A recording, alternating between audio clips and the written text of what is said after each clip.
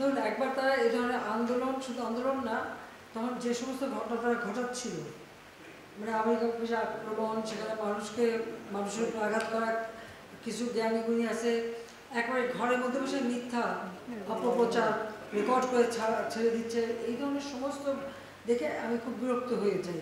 এবং তখন এক পর্যায়ে বললি ঠিক আছে ওটা বাদ দিয়ে দিলাম। আমি দেওয়ার উদ্দেশ্যটা ছিল আগে দেখো ওটা বাদ দিলে কী অবস্থা হয়। তেমন কী অবস্থা হয়েছে, বেশি দূর যাওয়া লাগবে না। এবারেই দেখেন ফরেন সার্ভিসে মাত্র 2 জন মেয়ে চান্স পেয়েছে এবার, আর পুলিশ সার্ভিসে মাত্র 4 জন মেয়ে চান্স পেয়েছে। নারীর অধিকারের কথা বলি, সব ধরনের ব্যবস্থা রেখেছি। মুক্তিযুদ্ধের পর জাতির পিতাই তো বিশেষ করে সেই নির্যাতিত নারী সহ নারীদের জন্য চাকরির ক্ষেত্রে 10% রেখেছিলেন, মুক্তিযোদ্ধাদের জন্য 30% রেখেছিলেন। এখানে আমি যখন সরকারে আসি তখন থেকে আমার ছিল যে ঠিক আছে এই যে 30% যদি পূর্ণ না হয় বা 20% যে কোনোটা পূর্ণ না হবে, সেখানে যারা পরবর্তী থাকবে তালিকায় তাদের ভিতর থেকে সেখানে নিয়োগ দেওয়া হবে। সেটাই কিন্তু আমরা শুরু করে দিয়েছিলাম। তারপরেও যখন আন্দোলন শুরু হলো সব বন্ধ করলাম, কিন্তু বন্ধ করার পর আজকে ফলাফলটা কি দাঁড়াচ্ছে। আর আমি একটা জিনিস আমি বুঝি না, সেখানে আমাদের দেশের নারীরা তো কোনোদিন সেক্রেটারি হবে ভাবেনি, ডিসি হবে ভাবেনি, এসপি হবে ভাবেনি, এমনকি কোথাও তাদের পদায়নই ছিল না। আওয়ামী লীগ সরকার আসার পরে আমি প্রথম সেনাবাহিনী, নৌবাহিনী, বিমান বাহিনী প্লাস পুলিশে কিন্তু জাতির পিতা বঙ্গবন্ধু শেখ মুজিবই কিছু অফিসারের চাকরি দিয়ে দিয়েছিলেন সেই পুলিশ বাহিনীতে নারীদের। প্রশাসনের ক্ষেত্রে প্রথম সচিব কিন্তু আমি করি, এবং প্রথম এসপি, ডিসি, এরপরে একবারে মানে ওসি, সমস্ত জায়গায় যেন নারীদের একটা অবস্থান থাকে সেটা আমরা নিশ্চিত করি। লেখাপড়ার দিক থেকে জাতির পিতাই শুরু করলেন মেয়েদেরকে 8ম শ্রেণী পর্যন্ত প্রথমে অবৈতনিক করে দেওয়া, সেটাকে 12 পর্যন্ত 12 ক্লাস পর্যন্ত অবৈতনিক। পার্লামেন্টে কিন্তু মেয়েদের জন্য আলাদা সিট রেখে দিলেন, সংরক্ষিত আসন, যেন নারীর নেতৃত্ব গড়ে ওঠে। নারীদের এই যে সুযোগগুলি আমরা সৃষ্টি করেছি কেন, যাতে করে অর্থনৈতিকভাবে তারা স্বাবলম্বী হতে পারে, নিজের পায়ে দাঁড়াতে পারে নিজেরা। তো আমার প্রশ্ন হচ্ছে যে সেই সময় যারা আন্দোলন করেছিল আমাদের অনেক মেয়েরাও ছিল, নারী কোটা চাই না। যিনি বলছেন নারী কোটা চাই না, মেধা দিয়ে চাকরি পাবে, সে কি চাকরি পেয়েছে? সে কি বিশেষ পরীক্ষা দিয়েছে? বিশেষ পরীক্ষা কি সে মানে প্রিলিমিনারিতেই সে জায়গা করতে পেরেছে? তো এই বড় কথাগুলি যদি না বলতো তাহলে এখন তো কোথাও না কোথাও একটা চাকরি তো পেত। দ্বিতীয় কথা হচ্ছে আমাদের দেশের যে সমস্ত এলাকাটি যদি আপনি দেখেন, সব এলাকা তো সমানভাবে উন্নত না, অনগ্রসর সম্প্রদায়ও আছে, আর কোনো কোনো এলাকা সেই সব এলাকার মানুষের কি কোনো অধিকার থাকবে না? সেই অধিকারের কথা বিবেচনা করেই তো প্রত্যেক জেলা থেকেও যেন মানুষ অন্তত চাকরি পায় সেই ব্যবস্থা নেওয়ার কথা। আজকে যদি আপনি বিভিন্ন মানে কোটা বন্ধ করে দেওয়ার পরে যদি হিসাবটা নেন, কোথাও কোথাও দেখা যাচ্ছে যে কোনো কোনো জেলা 23টা জেলায় একটা লোক পুলিশের চাকরি পায়নি, বা প্রশাসন বা কোথাও 42 BCS আমরা স্পেশাল মানে পরীক্ষা নিয়ে শুধু ডাক্তার নিয়োগ দিয়েছিলাম। এখানে মেডিকেল সেক্টরে আমি মেয়েদের সংখ্যাটা বেশি দেখি, কিন্তু অন্যান্য ক্ষেত্রে যদি আমরা দেখি সেখানে তো সবসময় পিছিয়ে থাকে। তো লাভটা কী হলো? মুক্তিযোদ্ধারা খুব দৌড়, তারা মামলা করলো। যখন মামলা করার পরে কোর্ট, উচ্চ আদালত কোনো রায় দেয় বা কোর্টের যখন কোনো রায় হয়, সাথে সেই রায়ের বিরুদ্ধে এক্সিকিউটিভ অথরিটির এখন এই মুহূর্তে তো আমাদের কিছু করার নেই, কারণ কোর্টেই সমাধান করতে হবে। এখন যারা আন্দোলন করছে তারা তো আইন মানবে না, আদালত মানবে না, সংবিধান কি তারা চেনে না, বা একটা কার্যনির্বাহী অর্থাৎ একটা কাজ করতে গেলে তার যে নীতিমালা, বিধিমালা বা ধারা থাকে সেটা একটা সরকার কীভাবে চলে এ সম্পর্কে কোনো ধারণাই এদের নেই, কোনো জ্ঞান নেই। হ্যাঁ, পড়াশোনা করছে, ভালো নাম্বার পাচ্ছে, সেটা ঠিক, কিন্তু ভবিষ্যতে এরা তো নেতৃত্ব দেবে বা এই দেশ চালাবে না, এরা তো এই ধারণাগুলি দরকার। আমাদের সংবিধান কী বলে সেটা তাদের জানা উচিত। আমাদের একটা রাষ্ট্র পরিচালনায় কী ধরনের কাজ হয় সে সম্পর্কে তাদের কোনো ধারণা আছে? সে ধারণা তো আমরা দেখি না। আজকে যখন আদালতে চলে গেল, আদালতে সেটা সমাধান, এবং আদালত তাদের সুযোগ দিয়েছে, বলছে আপনারা আসলে আর্গুমেন্ট করেন, বলেন, তা আদালতে যাক বলুক, না তারা রাজপথেই সমাধান করবে। আর আমাকে বলছে, আমি সত্যি কথা বলতে কি, আদালত যখন কথা বলেছে, আদালতে যখন চলে গেছে, তার যখন রায় হয়েছে, তো সেই রায়ের বিরুদ্ধে এখন এই মুহূর্তে আমার তো দাঁড়ানোর কোনো অধিকার নেই। এটা তো আমার সংবিধানও বলে না, আমার পার্লামেন্টও বলে না, কার্যপ্রণালী বিধিও বলে না, কিছুই না। যতক্ষণ পর্যন্ত আদালত থেকে সমাধান না আসবে ততক্ষণ আমাদের এখানে কোনো কিছু করার থাকে না। এটা বাস্তবতা, এই বাস্তবতা তাদের মানতে হবে। আর যদি না মানে কিছু করার নাই, আর রাজপথে আন্দোলন করেছে, আন্দোলন করতেই থাকবে, তবে কোনো ধ্বংসাত্মক কাজ করতে পারবে না।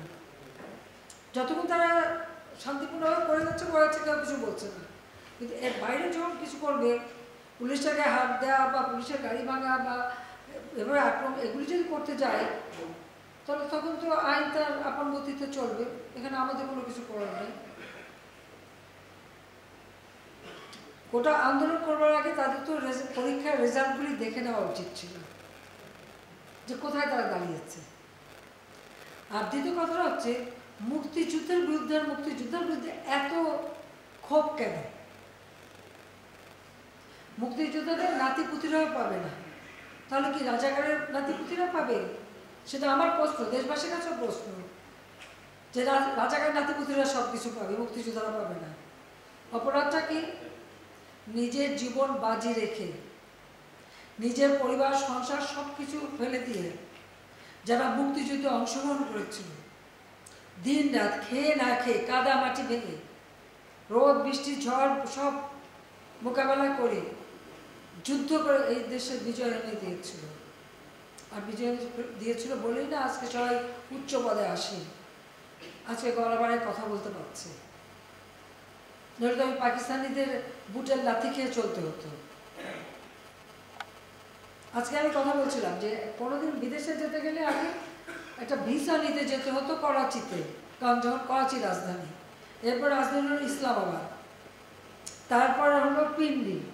তো সেখান থেকে বিদেশে যাওয়ার ভিসা তো আন্তর্জাতিক কোনো ফ্লাইট ঢাকা থেকে চলতো না, ওই করাচির থেকে আন্তর্জাতিক ফ্লাইট নিতে হতো, হয় দিল্লি থেকে নয় করাচি থেকে।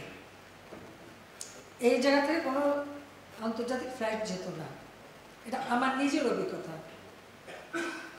জাতির পিতা মুক্তি পেলেন 69 সালে, এরপর আমি ইটালিতে গেলাম আমার স্বামীর সাথে কর্মস্থলে যাওয়ার জন্য। আমাকে করাচিতে যে 2 রাত থেকে ওখান থেকে ভিসা নিয়ে তারপর আমি আন্তর্জাতিক ফ্লাইট ধরতে পারলাম। এটা ছিল আমাদের অবস্থাটা। এরা তো ওই ছেলেমেয়েরা তো ওটা দেখেনি, বা এখন যারা লাফাচ্ছে, এমনকি 15 বছর আগে বা 20 বছর আগে বাংলাদেশ সম্পর্কে তারা বোধহয় জানে না। আর আওয়ামী লীগ ক্ষমতা আসার আগে বাংলাদেশের অবস্থাটা কী ছিল? ঢাকা বিশ্ববিদ্যালয়, সব বিশ্ববিদ্যালয় ছিল অস্ত্রের ঝড়ঝানানি, বোমাবাজি আর সেশন জট। 5 বছর 7 বছর সেশন জট। কোনো সেমিস্টার সিস্টেম ছিল না, গ্রেডিং পদ্ধতি ছিল না, বহু সাবজেক্ট ছিল না যা আন্তর্জাতিক মান হয়। ঢাকা বিশ্ববিদ্যালয়ের কারণে বাংলাদেশ থেকে কেউ যদি বিএ পাস করে বিদেশে যেত, তাকে আবার সেই গোড়ার থেকে ইন্টারমিডিয়েটে পড়তে হতো, স্কুলে ভর্তি হয়ে পড়ে তারপর উচ্চ এসে যেতে পারত। কারিকুলাম চেঞ্জ করা, গ্রেডিং সিস্টেম আনা, সেমিস্টার সিস্টেম আনা, সব কিছু তো আওয়ামী লীগ করে দিয়েছে। আজকে সবাই একটা মোবাইল ফোন, ফটাফট যোগাযোগ করে ফেলে, সোশ্যাল মিডিয়াতে করে আন্দোলন করে। এই মোবাইল ফোন কোথায় ছিল? কার হাতে ছিল? আওয়ামী লীগ ক্ষমতা আসার আগে 96 সালে সরকার আসার পর সমস্ত ফোন, অ্যানালগ ফোনকে ডিজিটাল করা, মোবাইল ফোন সবার হাতে হাতে তুলে দেওয়া, ওয়াইফাই কানেকশন দেওয়া, কে করেছে? আওয়ামী লীগ সরকার করেছে। আর করেছে বলে আজকে সেটা ব্যবহার করে এখন নানা রকম রাষ্ট্র কিভাবে চলবে সেই নীতিমালা, সেটা তো আমাদের সংবিধানে দেওয়া আছে। যেখানে সংবিধানে আছে অনগ্রসর যারা, তাদেরকে রাজ্যের কর্মের সাথে সম্পৃক্ত থাকতে দেয়া হবে। তারা কি সংবিধানটা পড়ে দেখছে কখনো? আর মুক্তিযুদ্ধের বিরুদ্ধে, মুক্তিযোদ্ধাদের বিরুদ্ধে কথা বলার অধিকার তাদেরকে দিয়েছে। যে মুক্তিযোদ্ধা বললো, আমি তার সাথে সম্পূর্ণ একমত যে তারা জীবনে কষ্ট করেছে, কিন্তু দুর্ভাগ্যের বিষয় ৭৫-১৫ আগস্টের জাতির পিতাকে হত্যার পর এমন একটা সময় গেছে যে মুক্তিযোদ্ধারা বলতে পারেনি যে আমি মুক্তিযুদ্ধ করি, কারণ হাজার হাজার অফিসার সৈনিকদের জিয়রন মেরে সাফ করে দিয়েছে। আবার তাদের মাথায় মানে কিছু কিছু পকেট করে নিয়ে তাদেরকে খুব তেল দিয়েছে, কিন্তু আসলে মুক্তিযুদ্ধের চিন্তা চেতনা সব কিছু তো বুঝে ফেলে দিয়েছিল। মনে হয় করে যে পাকিস্তানের আবার প্রদেশ হয়ে গেছি আমরা, সেই জায়গায় নিয়ে যাচ্ছিল। সেখান থেকে বাংলাদেশ ফিরে এসেছে, জয় বাংলা জয় বাংলা স্লোগান ফিরে এসেছে, ৭ই মার্চের ভাষণ ফিরে এসেছে। মুক্তিযুদ্ধের এখন ভালো লাগে না, মুক্তিযুদ্ধের কথা শুনে তাদের মানে গায়ে জ্বর আসে। আর সবথেকে আরেকটা জিনিস দেখলাম খুব অদ্ভুত লাগলো আমার কাছে, মুক্তিযোদ্ধার নাতি সে ভর্তি হয়েছে মুক্তিযুদ্ধ কোটা ইউনিভার্সিটিতে, উনিও বলেন কোটা থাকবে না। তো বেটা তুই তাহলে পদে চলে আয়, পড়াশোনার দরকার নাই।